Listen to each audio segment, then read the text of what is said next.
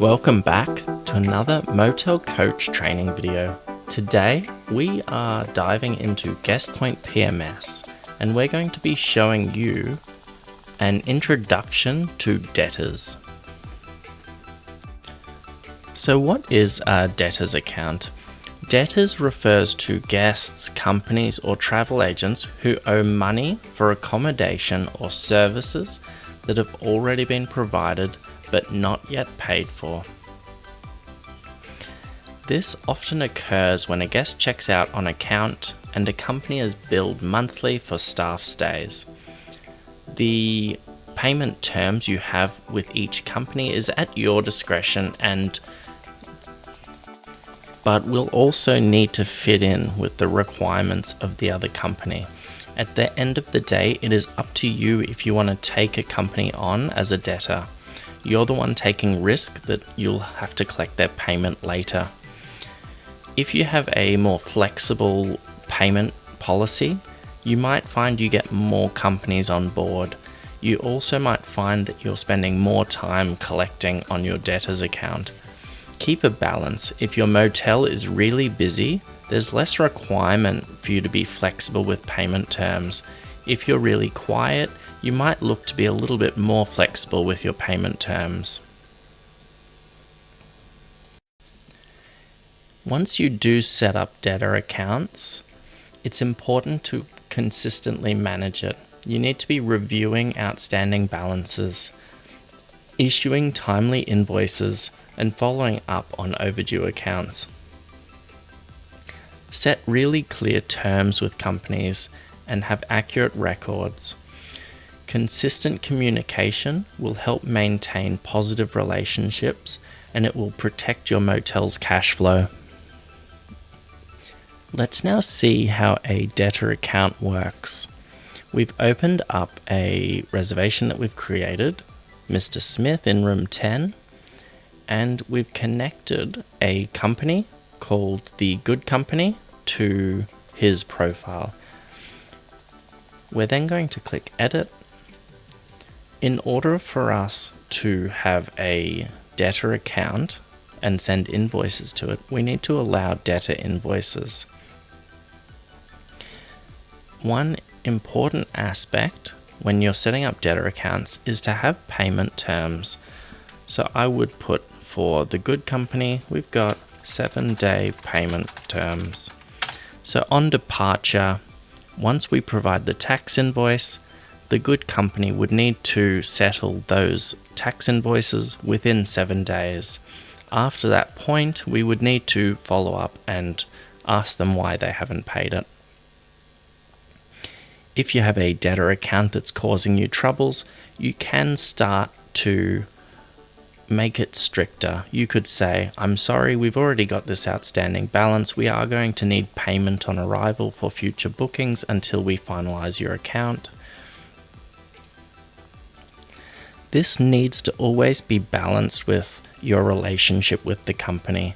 If a company doesn't have the flexibility to provide a credit card on arrival, you may lose that business. So you always need to be evaluating each circumstance as it comes.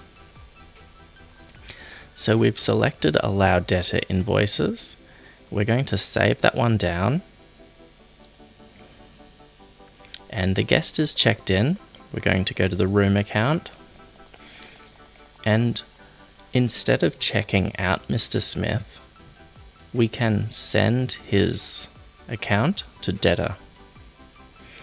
Alternatively, if we click checkout and confirm, we can send to debtor in this screen as well. So I select the transaction I want to send. Sometimes you'll have other charges that aren't included with the agreement. So the Good Company may not want to pay for alcohol. So you would just be sending the room account and meals, or maybe they only want to pay for the room, in which case you would just be sending the room charges. Make sure that the correct company is selected. When you attach a company, it will default that one, so you don't have to worry about that. I'm going to click Save. If we now go into Mr. Smith's account, you can see that it's been invoiced. There's no payment on this room, and he has been checked out. So that means that the room charge still needs to be paid for at a future date. So we're going to save that one down. Let's now go into the accounts section. And you can see the good company has a balance of $150 now, and it's marked as current. What current means is that the charge has been invoiced out and it's been between 0 and 30 days. Once you get over the 30-day mark, it will move into this one. So this gives you a bit of a way to track how old debt is. So that means it's 30 days up to 60 days old in this column. This one is 60 days up to 90 days, and then so on for the 90-day column. So let's go into the good company. And we've got their current transaction and their invoice number.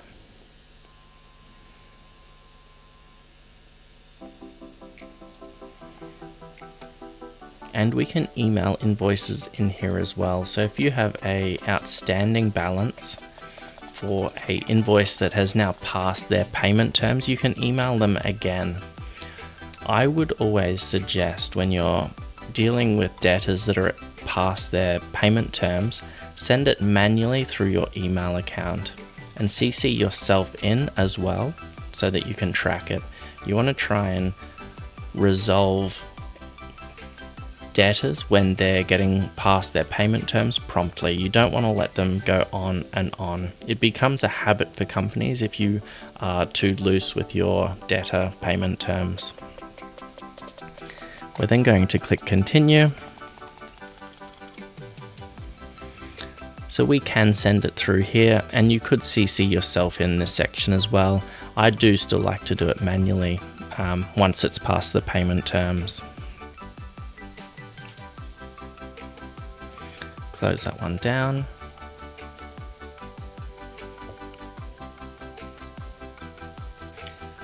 So the next step, so the company's received your tax invoice and they submit the payment. So they'll submit it via direct deposit sometimes, or sometimes they'll call up with a credit card to make the payment. So you can then click make payment and select the one you're making a payment for, and you can save the payment.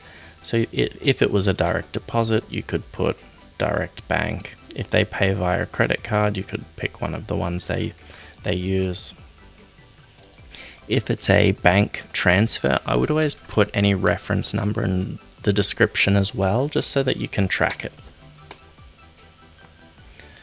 I'm going to close that one down.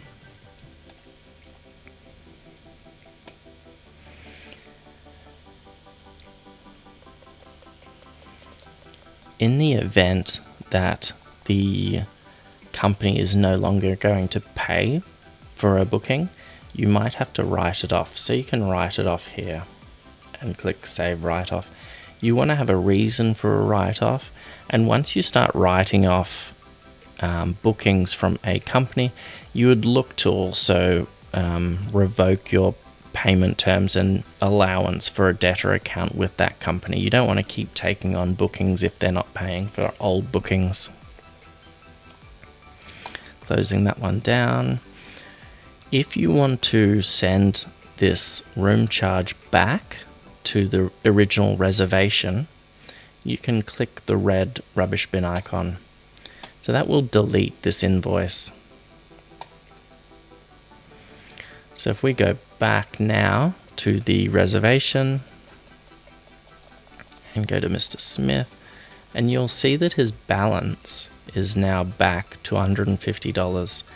So if we go into room account, and you can see that that transfer has been put back in the account. So you've got the room charge again. Because we've already checked this guest out, it will show in your rollover as an open room account. So if we go into rollover and today's rollover, so we've got 10 reopened room accounts. So if I open that one up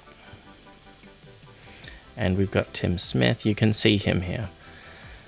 So we really need to resolve this before we roll over. You don't want to have unopened room accounts.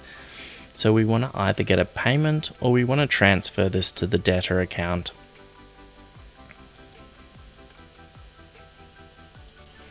Sending a debtor account back to the room reservation will generally occur when a guest is going to pay for it directly.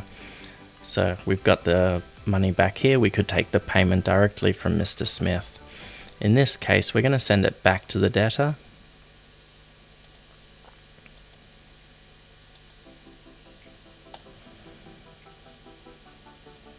And save. And you'll now see that the reopened account is no longer there for Mr. Smith. I'm going to go back to reservation, and you can also see again that it's back to invoice. So it's been sent to the good company again. If we go back to the account and good company, back in there.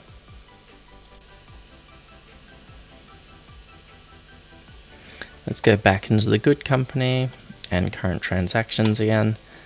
So you can transfer the debtor account to another company if you make a mistake.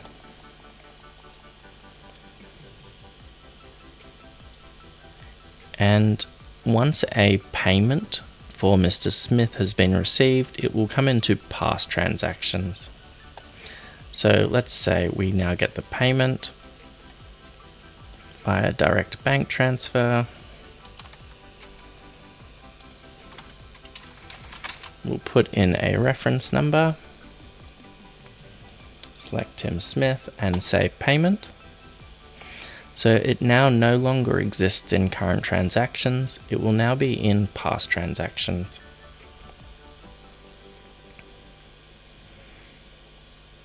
We can close that one down. And you'll see as well that good company now doesn't have a balance against their name.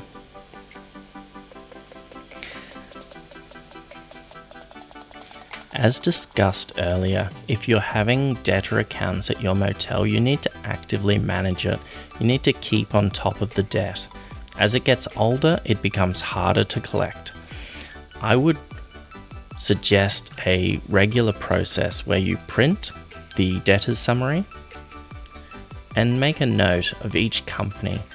If their payment terms are 0 to 30 days, for example FCM, then have a look at their outstanding balance outside of that term. So FCM has $3,662.50 that is now past 30 days. So if we've got a printed copy of that, we can then go into the company debtor account, have a look at their current transactions, and you could have a look at Joe Moorcroft's booking and work out why it hasn't been paid yet. Has the tax invoice been sent correctly? Has the tax invoice got errors in it? If you include allowances for Joe Moorcroft that the company's not willing to pay for, they won't pay that tax invoice. Just double check everything, make sure everything's okay.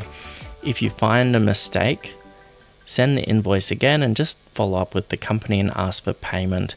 If you can't find a mistake, follow up with your key contact at the company and ask them if there is anything holding up payment on that tax invoice. Thank you very much for watching. If you found this lesson helpful, don't forget to subscribe.